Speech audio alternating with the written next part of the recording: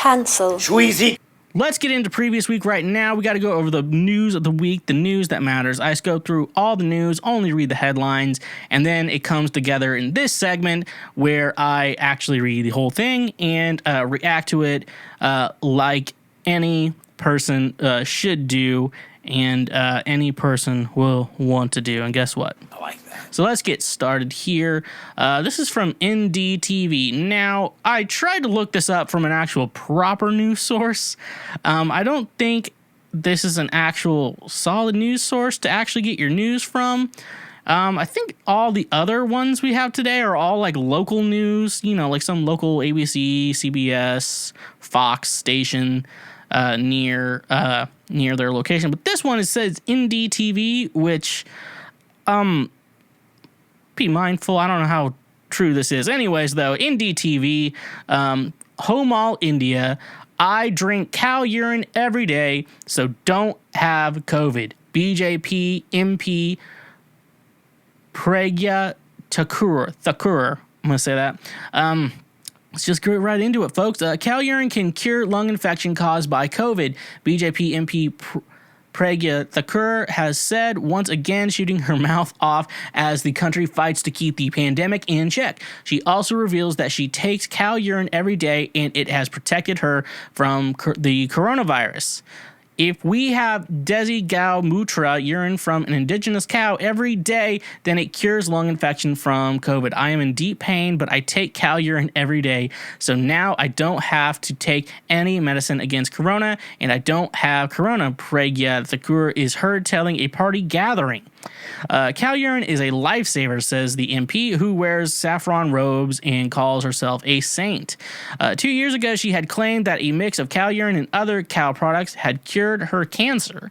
Pragya Thakur has admitted to Delhi's AIIMS hospital in December 2020 over COVID-19 induced symptoms. Doctors have repeatedly warned against unproven alternative cures offered for COVID. Fucking of course. The Indian Medical Association has said there's no scientific evidence that cow dung or urine helps with the treatment prevention of COVID. There is no concrete scientific evidence that cow dung or urine boosts immunity against COVID-19. Dr. Jalal, the head of the medical body, told Reuters earlier this morning. A BJP MLA in Uttar Pradesh, Surendra Singh, had claimed that drinking cow urine had protected him from the coronavirus. He also recommended cow urine with a glass of cold water. Last year, when the pandemic was in its early stages, BHE Bengal chief Dilip Ghosh had declared, "I have no qualm in accepting I consume cow urine." He was at an event in Kolkata in which people were urged to drink cow urine to guard against COVID-19. All right, so we're not gonna have to fucking digest whatever the fuck I just read. Congratulations, you played yourself. Me and everyone else listening to this podcast, I had to read it, folks. Okay, if you're mad that you had to hear me talk about this, I had to read this. So like, I had to look at it with my eyes. I had to look at this article with my eyes, and then that goes to my brain, and then my brain has to interpret what these letters are saying, and then goes to my mouth. And then my mouth has to speak it. So, folks, I got it worse than you. All that happened to you is that you went through your ears into your brain, and then your brain had to process it. So I had to do a lot more work on that than you. First of all, I like how the article's like, doctors said, what was it? I'm going to read what the doctors. Doctors have repeatedly warned against unproven alternative cures offered for COVID. No, it's like... God, these doctors. Do you think this is why India is having a problem right now? Everyone just keeps fucking drinking cow piss. Like, I feel like you'd probably get more of an infection from that than actual... Probably gonna get that and then have to go to the hospital. I feel like I've seen a lot of people who get, like, injured or whatever, and then they have to go to the hospital for the injury, then they get COVID or whatever. And I think that's probably why, because it's everywhere there. You can only assume that it's just everywhere where... that shit is. Anyways, though, so I know a lot of people out there are wondering, does cow piss really work? Scientists have not determined no scientific evidence has determined this. So if you like to listen to real doctors, like I like to do, I would suggest not drinking cow urine. Not recreationally either. There's medicinal and recreation cow urine. First of all, I would say that medicinal cow urine, I can't say that it'll help you do anything, folks.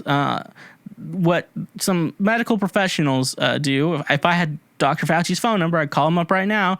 Hey, Dr. Fauci, what does cow urine do? Does cow urine help your body? And he'd be like, probably not. And then we have to think about the recreational use of cow urine, folks. I can't imagine it's any good. I know some guys drink their own piss. It's like a sexual thing. Congratulations, you played yourself. I can't imagine that's any good either. I think that's more like a dominant type thing that goes on in regards to that. So that's I mean, well, I don't know what else I'm supposed to say about this. I'm like, obviously this is some bullshit, but I don't know. What do you all want me to say? I stand against drinking urine, especially cow urine and cow shit. I know India is probably like, well, cow's pretty a sacred creature. Yeah, I don't think anything's sacred. Jesus was walking on earth today. I guarantee 100% that he would not be saying, you know what y'all need to do? Y'all need to drink my piss. It is my body. This is my body. This is my blood. This is legit my urine. This is 100% actually my urine. Drink this. I don't think he would be like that. Be like all the things Jesus wants you to. He already ate the body. Maybe an empty bladder body. And then you drank the blood. So I would think Jesus would also not want us drinking urine, especially his. His urine is probably off the table. And I don't think Jesus would want us drinking urine. That is just a hypothesis on my end that I am making right now, that Jesus would not want us drinking urine or his urine. And if you want to question my ethics... Sip. That was the wrong sound drop. If you want to question actually, ethics was the wrong word. If you want to question my scientific know-all... Pretty bold of you little fucks to assume that I'm not God. So there we have it. It said it all right there. Pretty bold of you little fucks to assume that I'm not God. And I really like that. Okay, so I think I've talked enough about cow piss for several more episodes. Let's get into the next one. This one's actually KVVU Fox 5. I assume this is out of Las Vegas. Concerning the title of the article, Las Vegas strip club offering COVID-19 vaccines. Oh, so KVVU Fox 5. The Southern Nevada Health District announced a handful of pop-up COVID-19 vaccine sites on Monday, including a Las Vegas strip club, Larry Flint's Hustlers Club at 6007 Dean Martin Drive. Did everyone write that down who's in Las Vegas and needs their vaccine? So I'll repeat that again. Larry Flint's Hustler Club, 6007 Dean Martin Drive, is among the site offering COVID-19 vaccinations this week. Hustler Club will offer vaccinations on Friday, May 21st from 4 p.m. to 7 p.m. in partnership with SNHD. So here's the thing, though. So first of all, if the strippers are working, I like that. So that's pretty cool. That'd be a pretty cool place to hang out. So in regards to that, so I know some strip clubs have some very weird rules that, like, 2-drink minimum. We don't serve alcohol here, but you can bring your own. Some of them have like a minimum $20 at the door to come in, and then like the 2-drink minimums like that. Every strip club is different. Like God created us all differently in our own way. All strip clubs were created differently, and they're all unique in their own way. Some of them have old men, some of them have young men, some of them have very beautiful women, and then some of them are working Tuesdays at noon. Actually, now that I'm thinking about this, because I assume, okay, so in at Music City Center, where I got my vaccine, which if you're in Nashville, Music City Center is the best place. It's free. Go get your COVID vaccine. Just do it. Come on. Come on, Mark. Don't be stingy. Okay. Get your fucking vaccines. But anyways, so will they have like a minimum? Like you can, or are they going to allow you to actually walk in though? But I'm thinking about it. They're only going to do the vaccinations during the day. So we have to think about the day strippers. Now, there was a girl I went to college with, that the rumors that I've heard from other people, not from her, rumors that she worked at the local strip club called the Fantasy Ranch. Fantasy Ranch, I can't imagine any of the women there look any good, but it's surprising to me with the Fantasy Ranch that I was like, how do I not know anyone who's a stripper there? Like, wouldn't I know at least someone? And she was it, and I can't. I don't think I'd want to see her be a stripper there.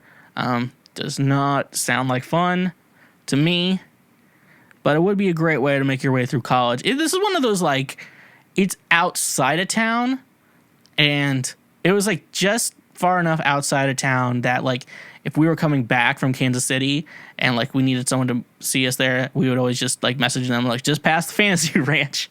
So that was always fun. But yeah, I can't imagine any of the girls there. That's, like, on a night. So I can't imagine at this Las Vegas strip club that when you're getting the vaccine, they're going to have, like, their A game there. But I also don't know strip clubs very well. I just know that peak hours is when you have the peak performers, and then off hours is when you just like, there's some guys who just hang out here all day, and you just need someone up there giving lap dances and shit, or just to watch or whatever, shit like that. The fun time. Thank you for being a friend, just friends. So Larry Flynt's Hustler Club, I have a lot of questions for you. Question number 1, will strippers be working? Number 2, will there be a cover charge or a drink minimum with your COVID vaccine? Do we need to bring our own alcoholic beverages? Why am I saying we as if I'm going? I already have the vaccine. Number 3, are we gonna have your A game working, or like your like C team, like the ones that are just working during the day? It's like, yeah, I just want to work during the day, that way I have my nights off for my kids, and then the people who do work at nights are like, I really want to, I strip all night, get tons of money, wake up my kids, take them to school, then I sleep, shit like that. That's the good moms out there, good mom strippers. And now, folks, I also want to remind you that we don't slut shame on this show, because sluts are cool. And if you're a slut, feel free to hit me up, because I am always down. I like that. So there we go. That's all I have to say on Larry Flynt's Hustler Club, folks. Next up, this is from KOIN or Coin CBS 6 out in Portland, Oregon. Man behind Keep Portland Weird says city not as weird anymore. Oh, That's rough, buddy. all right. With so many questions surrounding Portland's reputation in the current moment, some may wonder, is the city still weird? I think our reputation is tattered in a bit in terms of that. Keep it weird, and we discovered it's more like keep it isolated and myopic. My interpretation of weird is not what we've been experiencing in Portland last year, said Eddie B. Hill, a Portland-based urban planner and nonprofit organizer. During a recent street survey, Coin6 News conducted, again asking residents what they think of the city's reputation. Portland saw a steep decline in the last year to near the bottom of an 80-city ranking that indicates real estate development desirability in Portland's downtown commercial district is grappling with a staggering 17.5% vacancy rate, with projections that it will continue to climb. Issues like the coronavirus, its accompanying economic toll, protests, and homelessness were some of the main issues residents stated as some of the most major the city is facing. So have all these challenges also negatively contributed to the spirit of the city, its weirdness? To find out more about Portland's weirdness and just what that was supposed to mean in the first place, we spoke with the originator of the slogan, Keep Portland Weird, Music Millennium owner Terry Courier. When I was coming up with the phrase in the beginning, I was trying to think of something to say, keep Portland unique. But keep Portland unique didn't really have a ring to it, and keep Portland weird definitely did, Courier said. Around the late 1990s, Courier said he started to see big box retailers popping up all over the U.S., making the country look more homogenous. He noticed them encroached on Portland as well. worried the Rose City would lose its uniqueness and charm with the many specialized small businesses in town, like Cinema 21 and Cadillac Cafe. The record store owner wanted to start a campaign to help bolster local businesses. After talking to a friend and fellow record store owner who lived in Austin, Texas, Courier took a liking to that city's recently adopted motto, "Keep Austin Weird." And one day he says, "You're so interested in this, you should just take it and do it." And so I did. From there, Courier made bumper stickers 500, which said "Keep Portland Weird," and another 500 that said "Keep Portland Weird, support local businesses." And he took out an ad in Willamette Week advertising the slogan without drawing any connection to himself or Music Millennium. It took a few years till anybody actually figured out it was us, but we were the only people in town selling the stickers, and eventually we got them to other businesses in town. Anybody who wanted to have them, we made sure that we had them for sale, Courier said.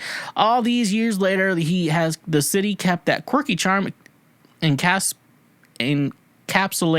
by the late 90s / early 2000s era. Courier said it may have faded a bit. "I think Portland was more weird back then, today, and especially at this time right now due to COVID, due to some of what's been going on in the downtown core that changes the whole landscape down there." Courier said the city used to be more inviting and unique, with standout characters like the Silverman human statue entertaining residents and visitors, and Portland's Saturday market. Nowadays, he said he doesn't see as much of that around. And Courier says closed down shops downtown are largely the reason for that. He added that the culmination of garbage and graffiti that can be seen on the side of the freeway and in many areas of the city was not a common occurrence 20 years ago. The city has also gotten more expensive than it used to be for artistic types to continue their thing, even if they never turned a profit before, he said. But Courier added there are a lot of people still working hard to keep the weird spirit alive. One of those people who has garnered widespread views on the internet by dressing up as Darth Vader in a kilt and playing flaming bagpipes while riding a unicycle is Brian Kidd, aka the Unipiper. Is Portland still weird? I think that Portland is still weird because I don't think it is something that can necessarily be separated from Portland. I think it's part of our identity. It's kind of like asking, is Texas a part of the United States? At least I think it is, Kidd says. The performer thinks the city is a bit of a crossroads, but that it's nowhere we haven't been before. He's confident the people of Portland will come out of the other side of this current era on the right side of history. I think we have a chance right now to rebuild Portland in a way that might be a little better, a little bit more just, but when we come out of the other side, we're going to want our identity intact, Kidd said. To help preserve the identity of the city, Kidd also runs a nonprofit called Weird Portland United, which he describes as the only 501c3 dedicated to keeping Portland weird. Brian Kidd, aka the Unipiper, May 7th, 2021. He was interviewed. As part of that effort, the organization gives $500 grants to artists and creators who are doing something to put a smile on people's faces despite the hardships of the past year. In addition, the organization has launched its Weird Portland Hall of Fame, which honors individuals who have made significant contributions to the city's culture of weird, and they're soon to create a giant mural that will be a centerpiece welcoming people to Portland and celebrating the weird and wacky things we love about the city. When asked what Portland's brand of weird is exactly, he said that's up to the interpretation of each individual, and that's part about what's so great about it. It's that it does appeal to very many people and very many ideals, but yet it does still unite us. To me, keeping Portland weird is about embracing individuality and celebrating the diversity of people in interests and activities that we have in the Rose City. Finally. I'm almost done. Kidd said he moved to Portland in 2007 at a time when it was a city ripe of self-exploration and just doing your own thing. Since then, and especially after the 2011 release of the IFC show Portlandia, which parodies the city's idiosyncrasies, that spirit has been chipped away. For example, you don't see as many tall bikes around as you used to, Kidd said. But he said that why he's working with Weird Portland United to help preserve the uniqueness of the city. I think right now, in this moment, we have been given an opportunity to sort of have a second chance of the past couple of years and maybe reevaluate the rate of growth that Portland has experienced and maybe do it a little more sustainably without using our quirky edge. So, yeah, I mean, that's a really interesting topic with the Keep Portland Weird. I feel like with, COVID right now is like really... I probably had put a damper on it. That's rough, buddy. But one thing, that can only be said, though, like you hear about these people from Los Angeles and New York, they're migrating to Nashville and Austin, I don't know where else, which is weird. It's like Republican states. So, like, one thing is, because I think one thing that was explained, that if that people who were making a lot of money, like celebrities and shit like that, like the state income tax in California is just going to fucking blow up soon. They're going to tax the rich pretty hard, which, obviously that's fine. Taxing the rich, I think, is better than trying to think poor people are going to pay it, and then we're like, wonder why. It's like, why are we so low on taxes or whatever shit like that? And like, yeah, rich people need to pay their, like, Jeff Bezos, just tax Jeff Bezos. He'll be fine. He'll be fucking fine. But no, I think that's one thing I think is weird. Like, so when you rely on a city kind of for your, like, business career and shit like that, I think a lot of people in Los Angeles and New York are realizing that. You realize, like, once that stops, like, once you stop playing, like, you can't play music, and then comedians, when they can't perform stand-up anymore, people in New York, and you're not doing so much acting roles and shit like that, you kind of realize when you're just in this, now you're just a member of this city, and you realize, do I even like living here? Like, or do I just live here? That's what I thought about with Nashville, is like, do I like living in Nashville, or do I just, or am I just here to try to do music and shit like that? And then, I had to, I realized myself, I'm like, I actually do enjoy living here. I like the people I met here. I like the people I know here. I miss my friends. I always miss my friends. My homies. The homies I really like. Hashtag pray for Micah. But, I get that too. So, but yeah, no, I think that's the thing with Portland. I think with people leaving, they're like, well, the reason I like Portland so much isn't here anymore. Then it's like, do I even like living here right now? And I was like, no. It's like, all right, let's move out. Let's move somewhere else. That's just how life works. So that's kind of how things are. That's how things work. So, let's just move on to our final article. I've been rambling for way too long. Today on this, a woman trespasses Miami high school and poses as student to gain Instagram followers. Police says. This is News 10 Miami. I always like to end these with a little update from the state of Florida. A Miami woman has been charged in order to stay away from a local high school after police say she trespassed the school and pretended to be a student. According to police, it all started when 28-year-old Audrey Nicole Francisquini, a Carnival Cruise Line employee who works in sales, entered American Senior High School in Miami on Monday. That is when security confronted Francisquini, okay, I figured out how to say it, but she portrayed herself to security as a student, saying that she was working for the registration office. However, instead of walking to the office, she walked straight past it down a hallway, confronting multiple students as they were trying to enter a classroom. From this confrontation, she allegedly stopped them from entering in said classroom, preventing them from entering for class. That is when school security confronted her for a second time. This time, she refused to stop for school security entirely, and security notified the school administration of a potential threat on school campus.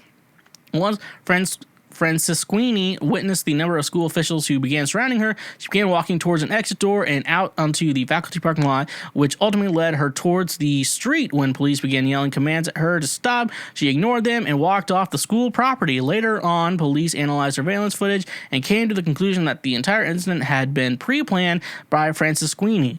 Footage showed that she not only dressed up like a student on purpose, but as she was preventing the students from entering the classroom, she was simultaneously handing them pre-printed pamphlets with her social media username or handle on the flyers. Once officials were able to locate her through social media page and driver's license, she was arrested at her Miami Beach home on Monday, May 10th, and taken into custody without incident with the assistance of North Miami Beach police. According to police, when they began telling her which charges were being filed against her, she told them she wanted to show them a video that she had recorded on her cell phone while at the school during the incident. Police say the video correlates exactly with their report. As of Tuesday afternoon, she had been ordered to stay away from the high school. She appeared at a bond hearing Tuesday morning. Francisquini has been charged on 3 counts, one for burglary of an occupied dwelling with a bond of $15,000, one for trespassing an educational institution / interference with a bond of $500, and one for resisting an officer without violence to his person with a bond of $1,000. $100,000. Now, first of all, That's rough, buddy. to me, I'm no expert, but to me, this sounds like bipolar disorder. It sounds like she went through a manic episode, which to me it feels really sad. To me, because she's probably going through it because I would assume with a manic episode, like you would very much like be like I have an idea. If I go to the school, pretend to be a student, I can get more Instagram followers, and so you devise the idea, you get so manic, you devise the idea, you go do it, and then you're like, oh no, the cops are coming, and then you try to ignore them, and then you think ignoring the cops like will help you get away with it, and shit like that. So this is really kind of a sad story. Someone just sounds like she's having a manic episode. So if she has a decent lawyer, they may just be like, she's probably has bipolar disorder, and then they try to give her hopefully they actually give her help and drop the charges, because if it's like a manic episode type of shit like that, I feel like why would you charge someone for that when like their brain was kind of fucked up, you know? That's rough, buddy. This like 100% sounds like a manic episode to me, and so hopefully things get better for her. Hopefully she gets the help she needs. Hopefully gets some proper medication. I mean, it can be real rough to deal with, but I think she'll do it. So hopefully good things happen to her. I'm sad that this is ending on a bummer, but I guess that's what this is this week. I guess we're ending on a bummer. Well, hey there, Schwokelord. You just finished a full clip from the show. I hope you liked it, and I hope your brain cells don't hurt. If you want to check out more, we got more links here. We got full episodes, more clips, and the best of everything. Thank you so much for watching, and subscribe, and like this video if you enjoyed it.